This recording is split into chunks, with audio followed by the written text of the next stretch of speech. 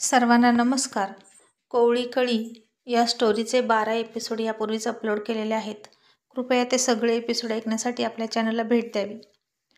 कुबेरला शेतीकामाची सवय नव्हती आणि गवत कापताना त्याच्या पायाला कोयता लागला आणि त्याच्या पायाला जखम झाली. त्याला चालता सुद्धा येईना. मग कसाबसा कुसुमने शेजारच्या शेतात काम करणाऱ्या चुलत दिरांना विनंती करून त्याला घरी सायकलवर सोडायला सांगितलं आणि त्याच्या सावत्र आईबापाने पुन्हा डोक्यावर हात मारून घेतला. कुबेरला जखम झाली आणि त्यांना वाईट वाटत होतं म्हणून अजिबात नाही, तर आता हा इथेच जखम बरी होईपर्यंत आणखी काही दिवस राहणार आणि त्याचा मुक्काम लांबला म्हणून ते वैतागले.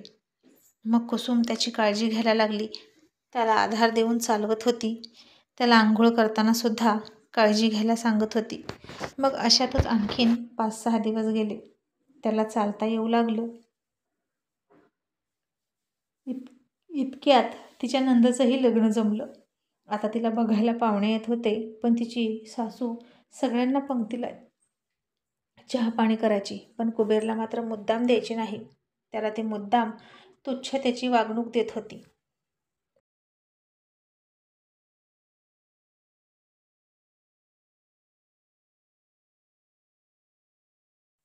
कारण त्यानं इथून निघून जावं म्हणून.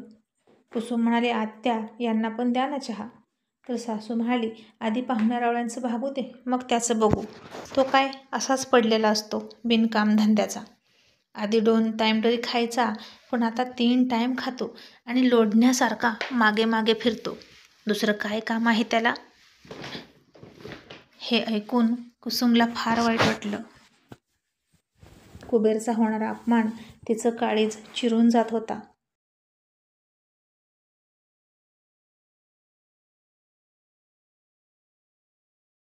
आणि कुबेरला त्याच्या आईचा खूप राग आला.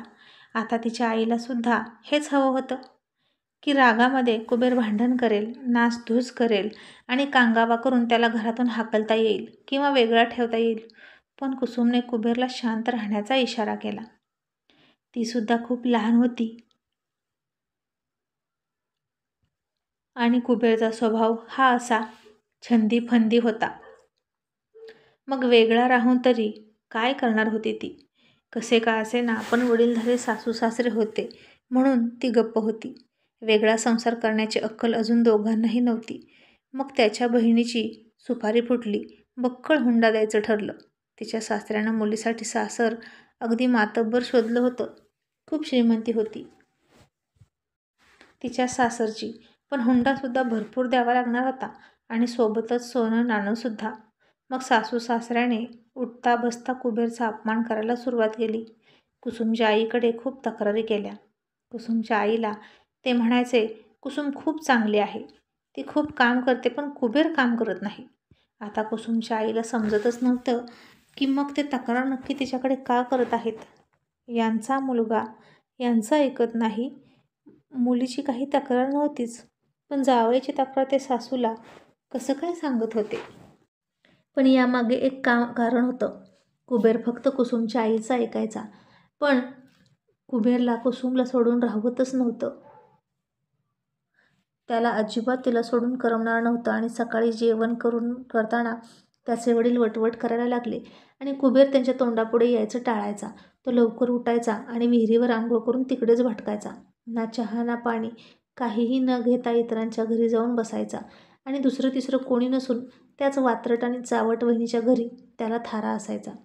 कारण तिलाच आवडत होता तो घरी आलेला आणि हक्कानं त्याला घरी बोलवायची, कारण यामागे तिचा काहीतरी घाणेरडा हेतू नक्कीच होता.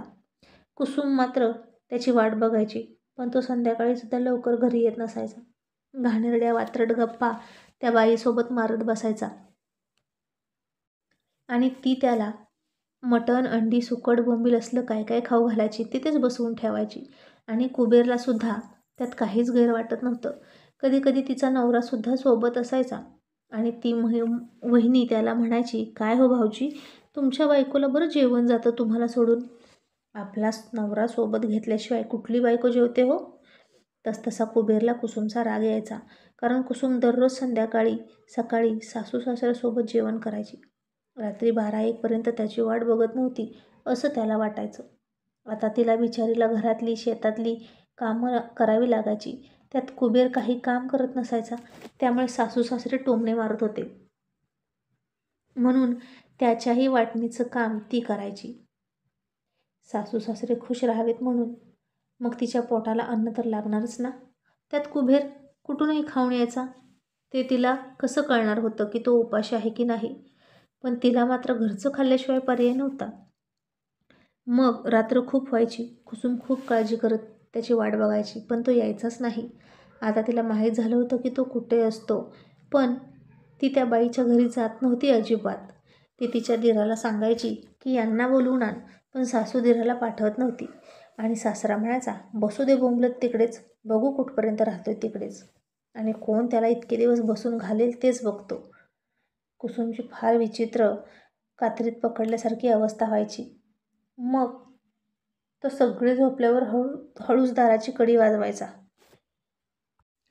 आता कुसुम दरवाजा उघडा ठेवून सुद्धा झोपत नव्हती, कारण तिला भीती वाटायची. एकतर लाईट नव्हती आणि अंधाराचा फायदा घेऊन कोणी घरात शिरलं तर, अशी तिला सतत धास्ती वाटायची. कारण आजूबाजूचं वातावरण खूप खराब होतं. त्यानं आता दरवाजा वाजवला आणि कुसुम पटकन दरवाजा उघडायची, कारण तो येईपर्यंत ती झोपलेलीच नसायची. इतकी कंटाळलेली असायची, पण तरीही जागी असायची.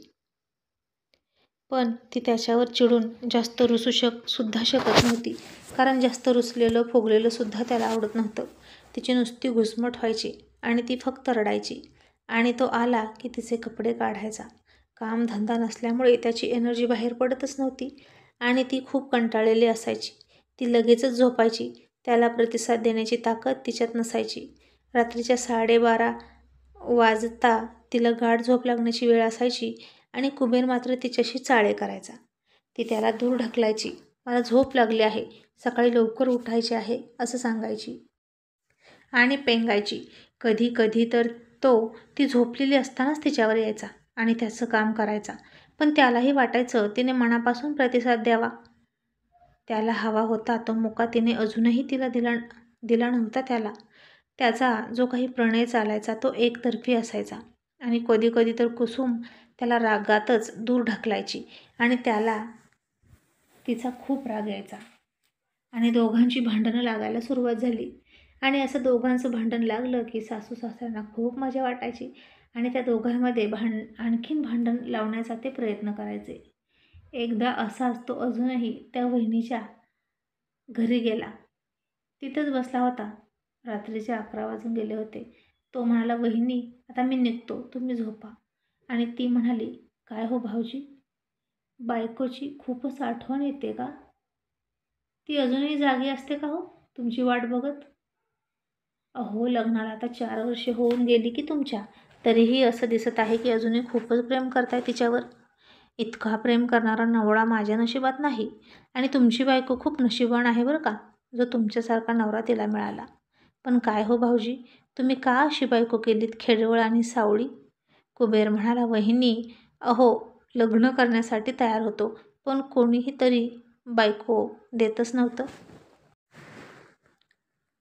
मामाची मुलगी आहे म्हणून कशीबशी मिळाली तरी. वहिनी म्हणाल्या, तुमच्यात काय कमी आहे तेव्हा? तुमचं स्थळ मला आलं असतं तर मी नकार नसता दिला. एका पायावर तयार झाले असते तुमच्यासोबत लग्न करण्यासाठी.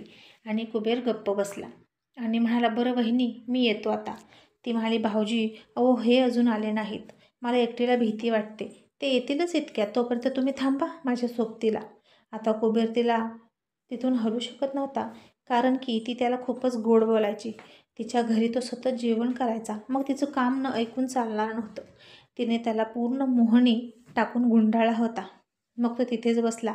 ती म्हणाली, भाऊजी मी झोपते, तुम्ही बसा आणि ते आले की तुम्ही जा. तो म्हणाला, ठीक आहे, मी आहे बाहेर, तुम्ही झोपा निवांत. आणि आता त्या वहिनींनी पदर पाडला, ब्लाऊजचे हुक काढले, गुडघ्याच्या वर सारी केली आणि तशीच पाय फाकून उताने झोपली.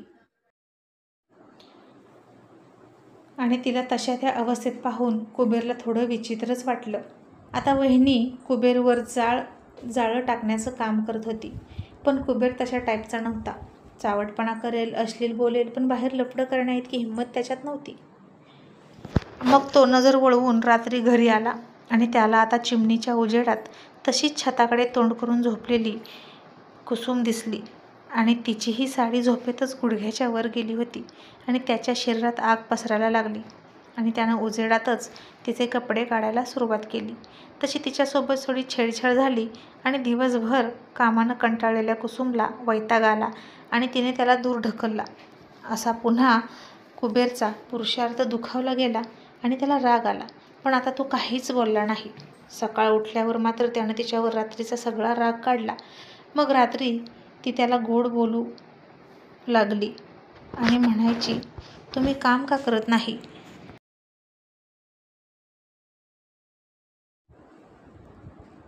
मुंबईला का जात नाही? आणि तो चिडून तिला म्हणाला, तुला माझी अडचण होते का? मी इथे आहे हे तुला आवडत नाही का? इतका नकोसा झालोय मी तुला? इतर बायका माझी काळजी करून मला जेवायला घालतात, तू मात्र मला सोडून सासू सासऱ्यासोबत जेवण करतेस, हे तुला पटतं का? आणि आता त्याला काय बोलावं हे तिला समजतच नव्हतं. तो तिच्या बाबतीत गैरसमज करून घेत होता की ती त्याच्याकडे लक्ष देत नाही आणि तिला समजत नव्हतं की त्याच्याकडे कसं लक्ष देऊ. नक्की ऐकू तरी कोणाचं? तो कामावर जात नाही, फिरून खातो, तरुण असूनही. हे सासू सासऱ्यांचं एक प्रकारे बरोबर होतं. नवरा बायकोचं प्रेम एका बाजूला आणि संसाराला पैसा लागतोच की, हा व्यवहार एका बाजूला होता. असतील शिते तर जमतील भूते आणि कामापुरता मामा या म्हणी कुबेरच्या बाबतीत अगदी लागू होत होत्या. त्याच्याकडे पैसे असतील तरच लोक त्याला गोड बोलायचे, त्याच्या जवळ यायचे उसनवारी करण्यासाठी. पण जर त्याच्याकडे काही नसेल तर तो पैसे परत मागील म्हणून त्याला टाळायचे. दोघा नवरा बायकोची सारखी भांडणं लागायला लागली आणि कुसुमच्या लक्षात आलं की कुबेर त्या वहिनीचं जास्त ऐकायला लागलेलं आहे. कुसुमला आता याचा मानसिक त्रास व्हायचा. मग एक दिवशी ती गोड बोलून त्याला तिच्या आईकडे घेऊन गेली. पण आता जाताना कुबेरनं नेहमीसारखं पिशवीभर खाऊ घेतला नव्हता, थोडंच घेतलं होतं. पैसे नसल्यामुळे कमी खाऊ घेतला, कारण सगळे पैसे संपले होते आणि त्याची केविलवाणी अवस्था झाली होती. मग कुसुमनं आईला सगळं सांगितलं, त्या बाईविषयी सुद्धा सांगितलं. कुसुमची आई कुबेरला म्हणाली, तुम्ही असं का वागतात? बायको सोडून इतर बाईचं ऐकायची काय गरज आहे? कुबेर म्हणाला, पण आमचं तसं काहीच नाही, ती उगीचच संशय घेते. कुसुमची आई म्हणाली, कुसुमने जर तुमचं सोडून इतर पुरुषांचं ऐकलं तर तुम्हाला राग येईल की नाही? मग तसाच तिलाही राग येतो ना. आणि आता कुबेर शांत झाला आणि कुसुमची आई कुसुमला समजावत म्हणाली, एक लेकरू होईपर्यंत आता प्रयत्न कर. लेकरू झालं की पुरुषाचे पाय आपोआप घरातच थांबतात. आता अडाणी कुसुमला समजत नव्हतं की मूल होण्यासाठी विशेष काय प्रयत्न करायचे असतात. रोजचा शारीरिक संबंध व्हायचा तो होतच होता, तरीही तिला गर्भधारणा होत नव्हती. मग तिच्या आईने देवदेवता बघायला सुरुवात केली. आता बाळासाठी प्रयत्न करायचे म्हणून दोघेही खुश होऊन पुन्हा त्यांच्या घरी आले आणि पुन्हा त्याच्या वडिलांनी तगादा लावला की निम्मा खर्च दे, घरी लाईट आणायची आहे किंवा आणि नळ घ्यायला पण निम्मा खर्च दे. कुबेरकडे पैसे नव्हते आणि त्या दिवशीच खूप कडाक्याचं भांडण झालं बापलेकामध्ये. सासू कुसुमला म्हणाली, आता तू त्याला मुंबईला पाठव, नाहीतर तुमचं तुम्ही वेगळं राहा. आणि रात्री कुसुम त्याला पुन्हा गोड बोलून म्हणाली, अहो तुम्ही पैसे घेऊन या ना, आता आपल्याला बाळ होईल, त्या बाळाचा खर्च खूप असतो, मग तेव्हा काय करणार आहात? आणि आता बाळाचं नाव घेतलं आणि कुबेरला थोडं जबाबदारी वाढल्यासारखं झालं. तो हसून म्हणाला, कुसुम कसं असेल ग आपलं बाळ? ती म्हणाली, अगदी तुमच्यासारखं गोरं राजबिंड आणि खूप सुंदर असेल आपलं बाळ. तेव्हा पण तुम्हाला जर कोणी काही म्हणालं तर कसं वाटेल? आणि तुम्हाला जर कोणी काही बोललं की मला खूप वाईट वाटतं. मी कुठे पळून चालले आहे का? तुम्ही या ना, 1 महिन्याने परत या, 8 दिवस राहा, मग जा. आणि तुम्ही जर यावेळी गेलात ना तर मी तुम्हाला परत आल्यावर तुम्हाला पाहिजे ते देईन. आणि तो म्हणाला, त्या चित्रातल्या बाईसारखं माझ्यासमोर येशील स्वतःहून आणि मला तुझ्या मनानं मुका देशील का? ती हसली आणि म्हणाली, हो नक्की देईन आणि रोज रोज देईन. जे तुम्हाला हवं ते करीन, सगळं उजेडात करीन, पण तुम्ही जा ना आणि परत या. आणि आता तरीही कुबेरनं आज उद्या जातो म्हणून 4 दिवस लेट गेला. तो मुंबईला पैसे आणायला गेला. आता महिन्या 1.5 महिन्यात तरी तो येणार नव्हता. जाताना त्याच्या जीवावर आलं होतं खूप कुसुमला सोडून जाणं. ती आता खूप देखणी दिसायला लागली होती. 17वं वर्ष तिला सुरू झालं होतं आणि तारुण्याचा बहर आलेली टचटचीत उंच शेलाटी भरलेला बांधा दिसत होता तिचा. सावळी असली तरी नाकी डोळी सुंदर, खूप सुंदर होती ती. आता तो जास्त पैसे कमवण्यासाठी ओव्हरटाईमसुद्धा करू लागला आणि तिच्या सासू सासऱ्याने तिला कामाला झोपली. तिला खूप कामं सांगितली, ती तरीही सगळं करायची. रात्री ती झोपलेली असताना सासू सासऱ्याची कुजबूज सुरू व्हायची. कुबेरची आठवण येऊन तिला झोप येत नसायची. त्याचा मुका घेण्यासाठी चाललेला हट्ट, तिला पूर्ण नग्न अवस्थेत विना कपड्याचं पाहण्याचा हट्ट, सगळं तिला आठवायचं. आणि तिनं एकदा स्वतःच्या आणि तिच्या सासू सासऱ्यांचं प्लॅनिंग काय असायचं ते तिच्या कानावर यायचं, पण ती काहीच बोलत नाही. नंदेच्या लग्नात काय काय घ्यायचं, तिला काय काय द्यायचं, सोनं नाणं काय घ्यायचं, हे सगळं त्यांचं चाललेलं होतं. छोट्या सावत्र भावाला काहीतरी सोन्याचा दागिना करूया असं आई म्हणाली, पण यामध्ये कुसुम आणि कुबेरचा कुठेच उल्लेख नव्हता. ते मात्र जणू काही घरातले नोकर होते असं ते समजत होते आणि त्यांना त्यांची कसलीच किंमत नव्हती. मग कुबेर इथे नव्हता आणि सासू कुसुमला म्हणाली, तू पुढे हो, शेतात जा, मी येते मागणं. आता त्यांच्या वस्तीपासून तिचं शेत खूप लांब होतं आणि ती पुढे गेली आणि तिथेच पाटाच्या पाण्यात गुडघ्याच्या वर साडी घेऊन ती काहीतरी धुवायला लागली. इतक्यात तिचा तो चुलत दीर फार घाणेरडे नजरेनं तिला पाहत होता. कुबेरही इथे नव्हता, त्याला 15 दिवस झाले होते जाऊन, आणि ही अशी उफाड्याचं तारुण्य असलेली कुसुम त्याला फार आवडली आणि त्यानं स्वतःच्या ओठावरून जीभ फिरवली. तिची नजर अचानक त्याच्याकडे गेली तर त्याची नजर खाली वाकलेल्या ब्लाऊजमधून दिसणाऱ्या तिच्या गोल आकर्षक उरजावर होती. तसं तिच्या काळजात धस्स झालं. तिने पदर व्यवस्थित केला. आता त्याची नजर तिच्या मांड्यावर सुद्धा होती. तिनं साडीसुद्धा सोडली खाली आणि मग तो तिला म्हणाला, काय वहिनी, कुबेर इथे नसतो, मग त्याची आठवण तर येतच असेल ना. आता तिला अगोदरच हा माणूस अजिबात आवडत नव्हता. ती काहीच बोलली नाही, फक्त सासू कधी येते किंवा कोणीतरी आधारासाठी दिसतं का हे पाहत होती, पण अजून कोणीच दिसत नव्हतं. त्यात दोन्ही बाजूने ऊस होता. तो आणखीन तिच्याजवळ आला आणि तिथेच पाटात तोंड बुडवून कुत्र्यासारखा पालथा पडून पाणी प्यायला लागला. कुसुम थोडी मागं सरकली आणि पाणी पिता पिता त्यानं उंजळीत पाणी घेऊन तिच्या अंगावर उडवून मस्ती केली. त्याला वाटलं आता ती हसेल, इतर बायकांसारखी लाडात येऊन, काय हो भाऊजी असं म्हणेल, पण कुसुम चिडली आणि म्हणाली, हे काय चालले तुमचं, तुम्हाला कळत नाही का नीट पाणी प्यायचं. तो म्हणाला, काय झालं आता, एवढी चेष्टा पण खपत नाही का दीर भाऊजाईमध्ये. ती म्हणाली, दीर माझासुद्धा आहे, सावत्र असला तरी भावासारखा आहे, तसा दीर असावा. आणि खरंच तिचा दीर तिच्याच वयाचा होता, पण खूप चांगला होता. आईच्या शिकवणीमुळे थोडा आईसारखा वागायचा, कुबेरला पाण्यात बघायचा, पण कुसुमला थोडा रिस्पेक्टच देत होता. आता कुसुमने त्याला एक शिवी घातली आणि म्हणाली, तुझी बायकोही तशी आणि तूही तसाच, चालता हो इथून, नाहीतर नवऱ्याला नाव सांगेल. आता त्यालाही तिचा राग आला आणि त्याने तिचा हात पकडला आणि म्हणाला, इतकी वर्ष नवऱ्याशिवाय माहेरी राहिलीस ते काय असंच का.